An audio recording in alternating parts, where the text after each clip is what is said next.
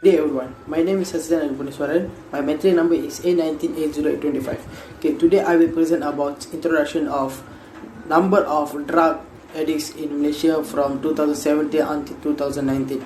Okay, in this era of globalization, there are many criminal activities that affect the daily activities of human beings. Many people nowadays are stuck with excessive drug in their daily life.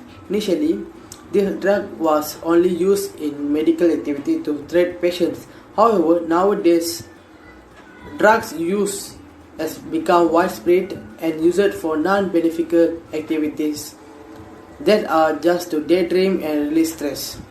This condition causes this criminal activity to continue to increase around the world. With these symptoms cause many people to become victims and addict to these drugs. Although the symptoms of crimes of drugs are popular in all countries, some Malaysians are also caught up in drug abuse and become slave to these illegal symptoms. In this regard, the rate of drug use in Malaysia is also increasing day by day. This situation can be proven based on the analysis and data conducted by Ministry of Health Malaysia.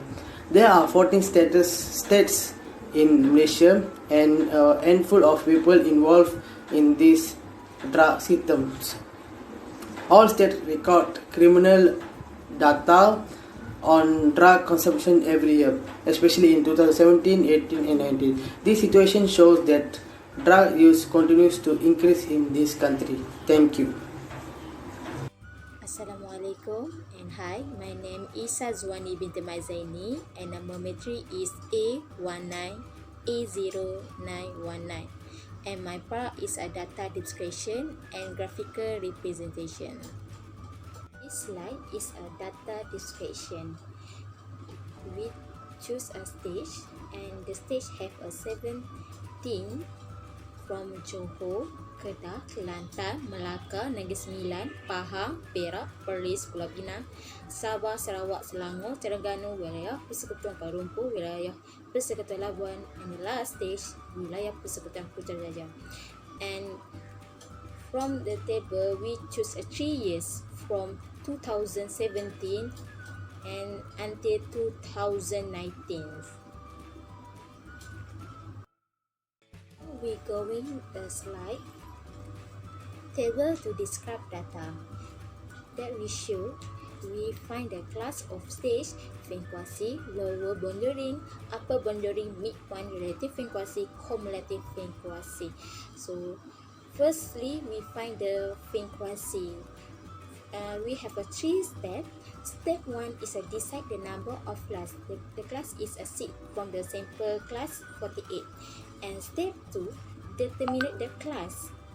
We find the highest data minus with the lowest data and per with a number of class is a seed. So we get 451 of class. Step 3, last, we set the individual class. Alright, now we're going the graphical presentation. This is a graph histogram. So the table show the class of stage, lower boundary, upper boundary, midpoint, and frequency. So the graphs we just look at frequency and midpoint. The lowest midpoint is 304.5 and the highest midpoint is 1916.5. Next is the last graph of gift. So the table shows class of stage, upper boundary, frequency, cumulative frequency. And the graph of gift, we just put upper boundary and frequency. The graph show the highest is a 29.5 and the lowest is a 3,340.5. That's all. Thank you.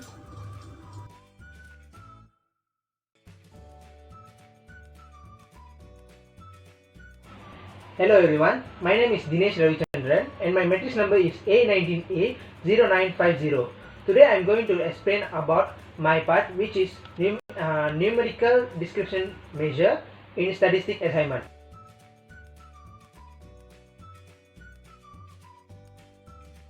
What is numerical descriptive measures? Okay, numerical descriptive measure is a variety of numerical measures are used to summarize data. The proportion of percentage of data value in each category is the primary numerical measure in qualitative data. In statistics, the mean can be defined as the data set which is found by adding all numbers in the data set and then dividing by the number of values in the set. The median can be defined as the middle value when the data is ordered from least to greatest. In statistics, the mode can be defined as the most commonly observed value in a set of data. That's all from me. Thank you. For the first one, about the measure of central tendency, the difference between manual calculation and SPSS output for mean is 2.46, median is 94, and mode is 718.5. The minor difference is mean, median, and mode. Prove that the result that get from manual calculation is almost same as the result to get for SPSS output. And the measure of center of variation is the difference between manual calculation of the SPSS output of range is 617.65, variance is 1539.52, and standard deviation is 5.184. And for the measure of position, the difference between manual calculation and SPSS output for the first quartile is 551, third quartile is 571, and interquartile range is 14.45. So this is a multiple regression for the p-value of significant value from ANOVA table is more than 0.05, which means that no variable which a year 2016, 2017 and 2018 can be used to model as index. And for the last one is confidence interval. For the first research, we have set the confidence interval by 99%. Thus, our significant level is 1%. And for the index, the confidence interval range are from 244.9042 to 370.8815. So I think that's all from my part. Thank you. Assalamualaikum and hi. My name is Muhammad Ali Asghar bin Amirullah and my metric number is A19A1007.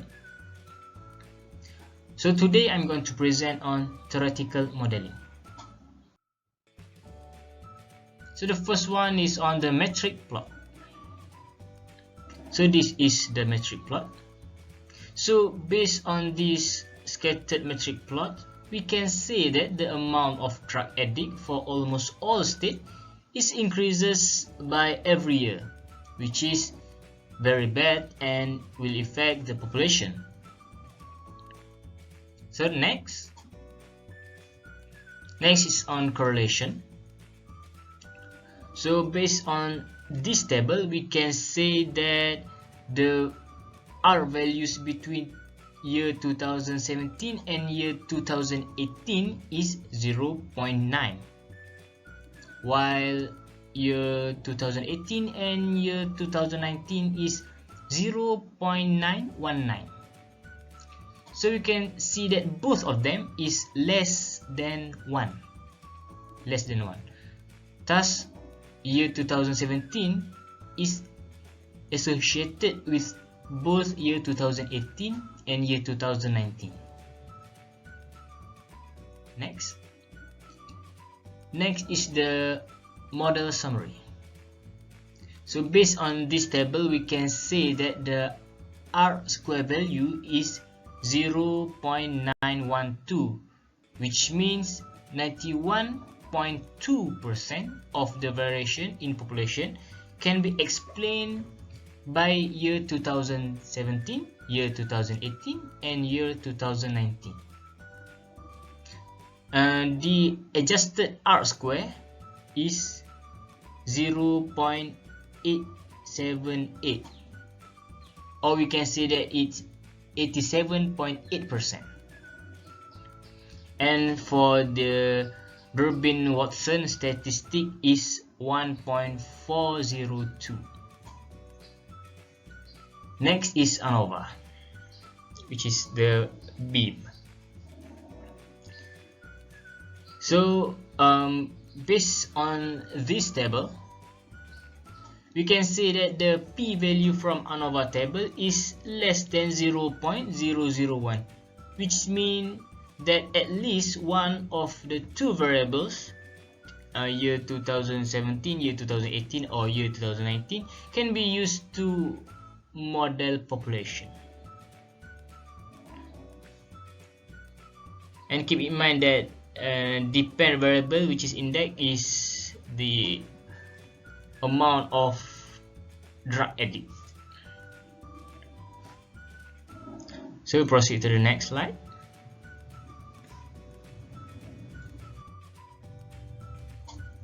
Okay, so for the next slide, which is coefficients,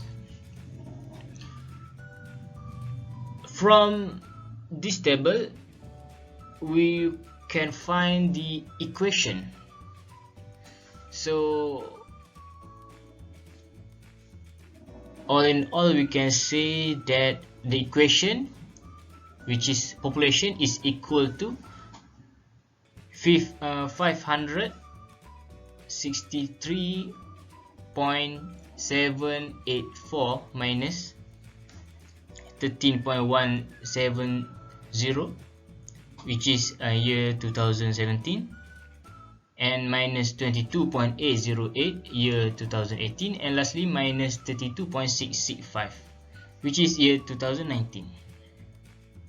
Thus we can say that for every unit increase in drug addict, population will drop by 13.16 and keep decreasing on the year 2018 and year 2019.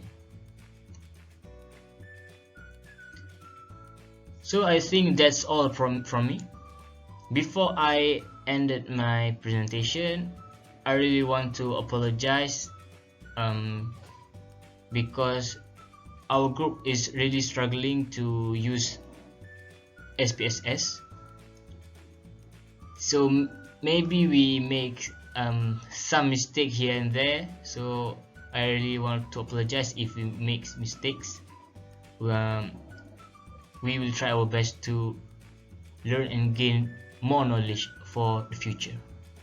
So I think that's all from me. Thank you for listening. I shall pass to the next presenter. Thank you. Hello, good day everyone. My name is Sasitan Ponsaran. My medical number is A19A0825.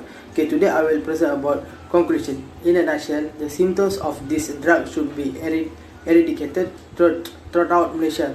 This is because drugs are the #1 enemy of Malaysia. If the use of this drug continues, the economy and social system in this country will be backward and cannot rise and develop like other development countries. In addition, this situation will also affect Malaysia's image at the globalization level. This situation will be also affect diplomatic relations between neighbor countries in Asia, namely China, Japan, Korea, Singapore and others. Therefore, the government should take a proactive measure to eradicate the symptoms. If these symptoms of crimes can be eradicated, it will ensure that the future of youngest generation is safe and free from the symptoms of drug use. By taking proactive measures such as tightening national borders. In addition, the Malaysian government should also reduce the recruitment of foreign workers. This is because it can reduce the symptoms of this drug occurs. In addition to the government, parents and schools should also play a role in eliminating these useless social symptoms among students today. NGOs should also do charity work or social activity to eliminate these social ills. Last but not least, all parties must join and take proactive to make sure safeguard future of economy and the people in the country. Thank you.